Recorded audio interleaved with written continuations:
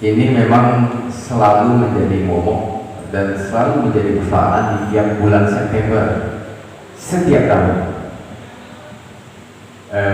Isu komunisme dan PKI selalu menarik untuk dibahas dan selalu agak sensitif dan tabu. Tapi alhamdulillah pada malam hari ini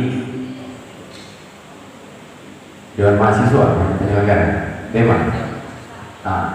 Terima kasih kepada Dema bahwa apapun persoalan, apapun ideologi, apapun keilmuan, serta apapun konsep sebuah pandangan tetap tidak ada sekat dan tidak dilarang untuk didiskusikan di lingkungan kampus, karena ini adalah sebuah ideologi Marxis yang juga disusun oleh seorang Karl Marx. Jadi sebelum kita masuk apakah komunisme itu masih relevan atau tidak, sedikit saya ingin berbagi sejarah kenapa Indonesia juga muncul komunisme. Nah, revolusi yang terjadi di Rusia pada masa itu sehingga memungkinkan munculnya sebuah pandangan Marxisme. Marxisme ini adalah konsep gagasan yang ditulis oleh Karl Marx. Nah, pada masa itu lebih ke Marxisme Leninisme. Lenin itu adalah pimpinan Rusia pada masa itu.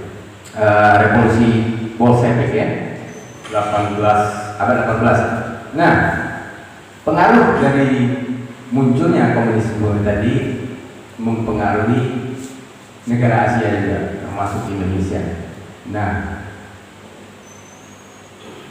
Indonesia sendiri masuknya pada tahun 1912, tapi boleh kawan cek juga nanti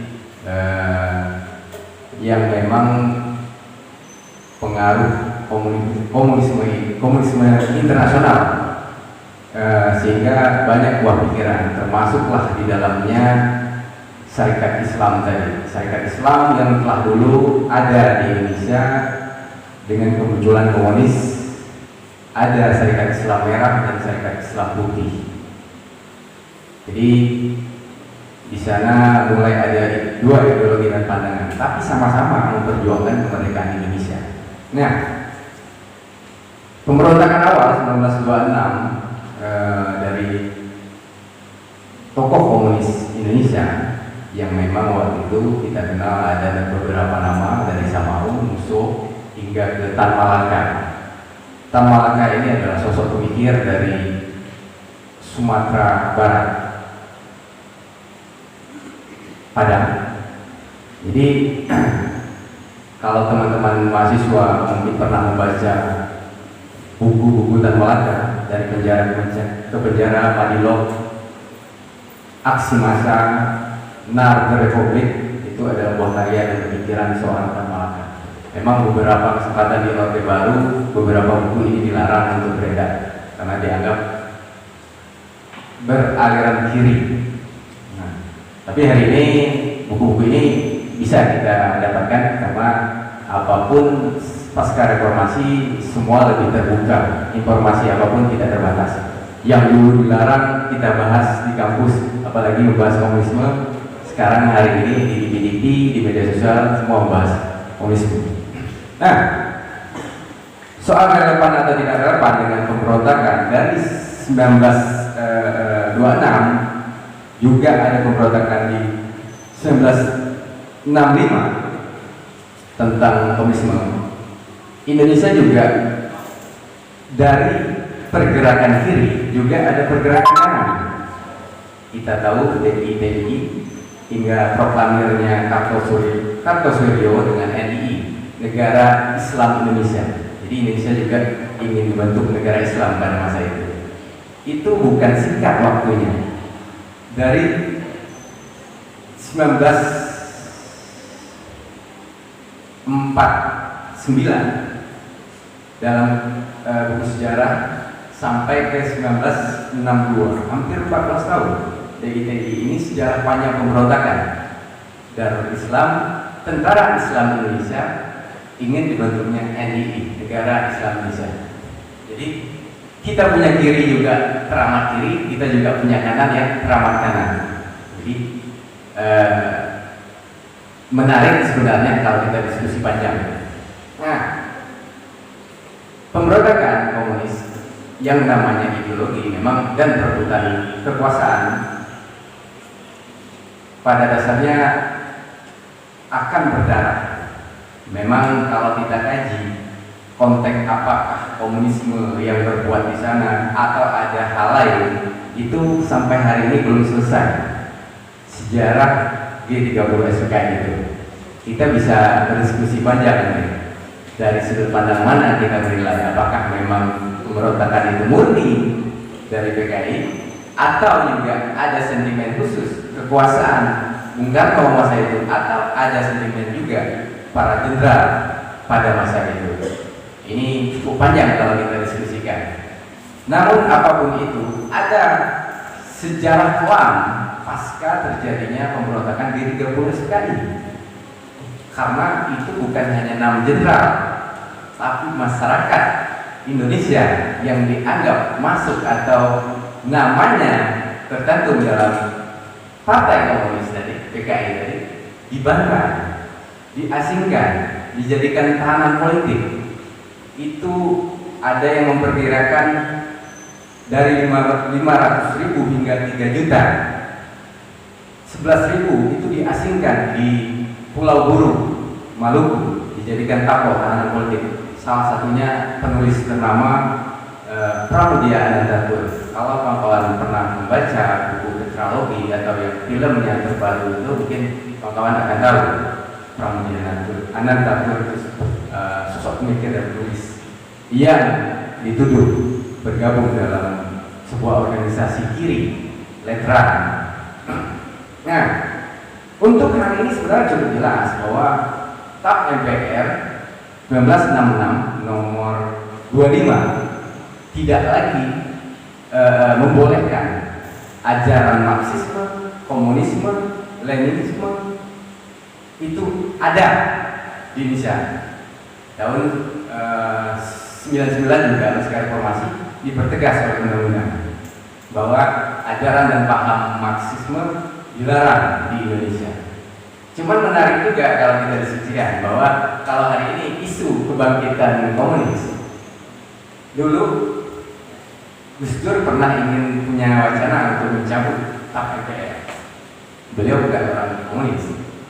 Nah, karena sasaran dan dasar dari larangan komunis Marxisme juga itu TAP MPR nomor 25 tahun 66. Gus Dur sebagai tokoh masyarakat, tokoh agama waktu itu juga ingin agar TAP MPR ini dicabut dalam konteks bahwa sebenarnya negara kita ini dengan ideologi Pancasila cukup kuat yang mampu melawan ideologi apapun yang ada.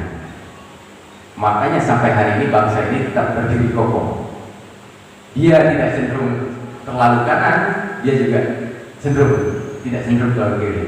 Nah, jadi mungkin itu gambaran. Cuma saya cerita dulu kenapa disebut orang kiri.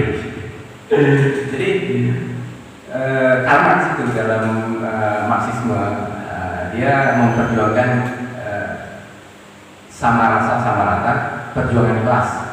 Jadi misalnya ketua KNPI kita ini seorang dokter, saya seorang tukang parkir, saya punya istri dan anak 4. Nah, beliau masih bujangan. Gaji beliau lebih besar dari gaji saya.